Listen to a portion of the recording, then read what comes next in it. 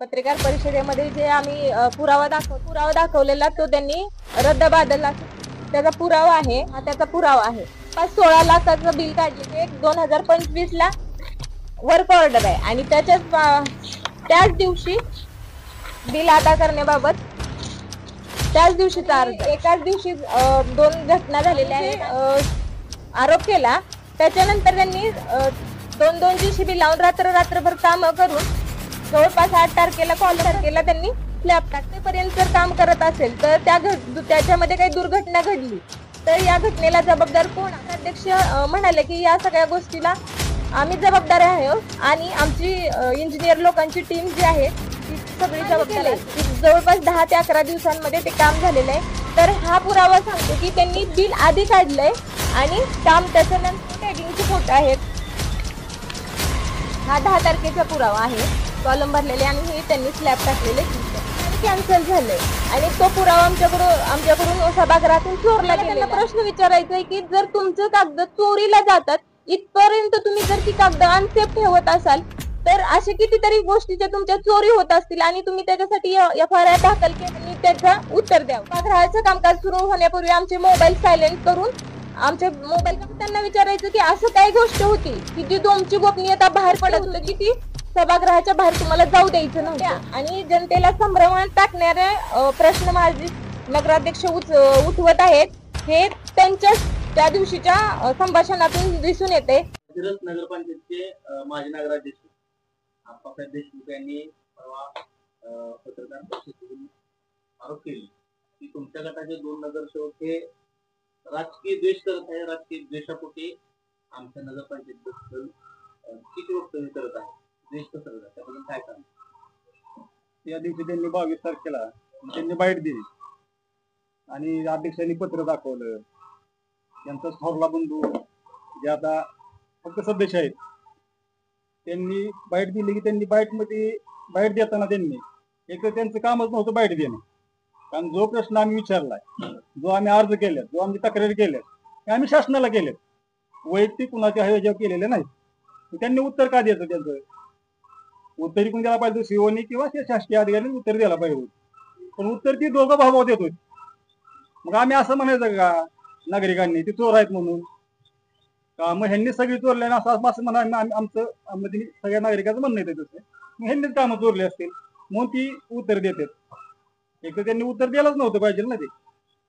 कारण यांचं कुठंही त्यांच्या नावाचा उल्लेख कुठल्याही अर्जात नाही.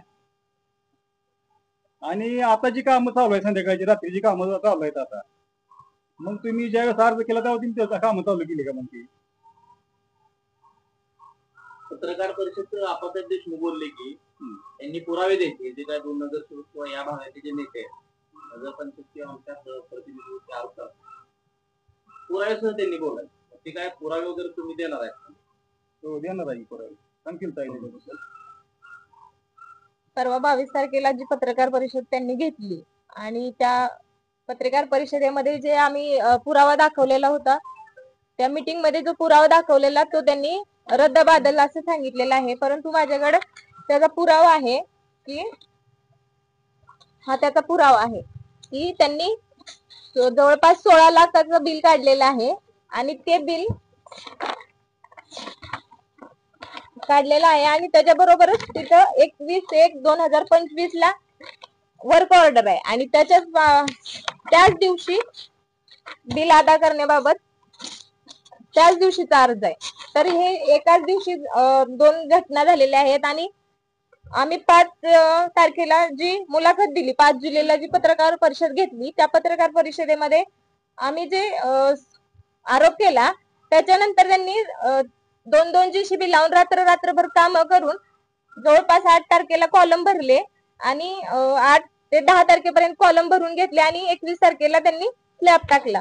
तर जेव्हा मी मीटिंग मध्ये प्रश्न विचारला की जर जवळपास 10 ते 11 दिवसांमध्ये तुम्ही जर स्लॅब होतेपर्यंत जर काम करत असेल तर त्याच्यामध्ये काही दुर्घटना घडली तर या घटनेला जबाबदार कोण असेल?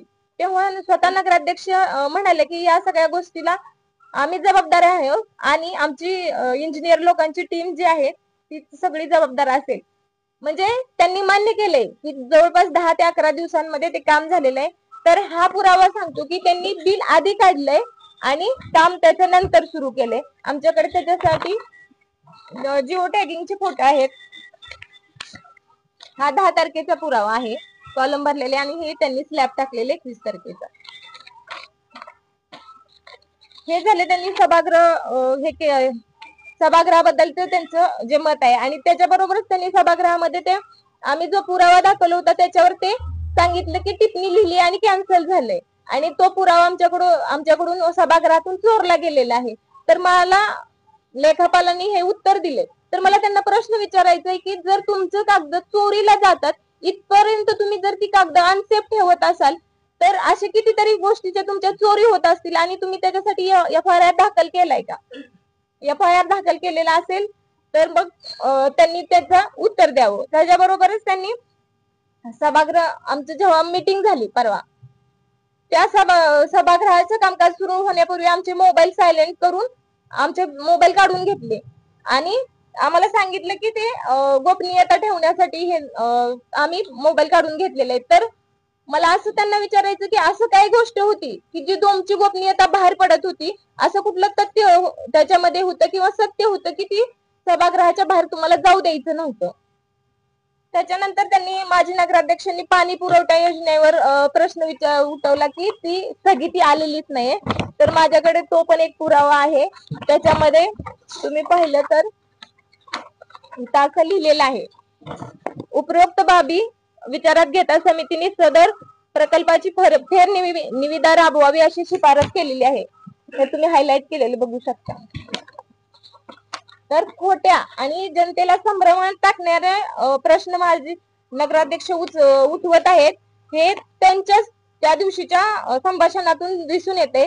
त्याचबरोबर आपल्या माळशिरस मध्ये जागृत देवस्थान म्हणून ग्रामदैवत आहे मारुतीचं मंदिर, ते जवळपास माझी जन्मभूमी म्हणून 2 ते 2.5 करोड खर्च करून ते फरांदे साहेबांनी बांधलं. तिथूनच तुम्ही जवळपास सरळ जर बघितलं तर 100 मीटर अंतरावर सुद्धा नाहीये, एवढ्या कमी अंतरावर आपलं महादेवाचं मंदिर आहे. त्याला तत्कालीन आमदार रामभाऊ सातपुते यांनी 90 लाखाचा निधी दिलेला होता, परंतु ते 90 लाखाचं कामकाज झालंय का? तुम्ही ते स्वतः जाऊन बघू शकता. तिथे गेल्यानंतर अशी परिस्थिती आहे की ते जे मूळ गाभाऱ्याचा आहे त्याचा जो बाहेरचा भाग आहे तो ढासळत आहे, आजही त्यातून माती निघत आहे. मग तुम्ही अशी बांधकाम 90 लाखाची करणार का? निदान त्याच्या निम्म्या तरी पैशाचं किंवा त्यांच्या निम्म्या रुपयांचं जरी बांधकाम बांधलं असतं तर खूप चांगल्या पद्धतीने झालं असतं. त्याचबरोबर ते बाहेरचे जे मंदिरातले छोटे छोटे मूर्त्या होत्या त्या सुद्धा अस्ताव्यस्त पडलेल्या होत्या. मी स्वतः काही लोक बोलवून ते उभा करून घेतलेले आहे. त्याच्यासाठी त्यांना कट्टा बांधायला सांगितला, तो कट्टाही त्यांनी आजपर्यंत बांधलेला नाही. त्याच्याबरोबर ते सांगतात की आम्ही एक माहिती अधिकार टाकला होता, त्या माहिती अधिकारामध्ये त्यांचा असं मत आहे की ती माहिती जुनी म्हणजे वैयक्तिक माहिती असल्यामुळे ती आम्ही देऊ शकत नाही. तर त्या माहिती अधिकारामध्ये आम्ही त्यांची जी खुर्ची त्यांना दिलेली आहे त्यांच्या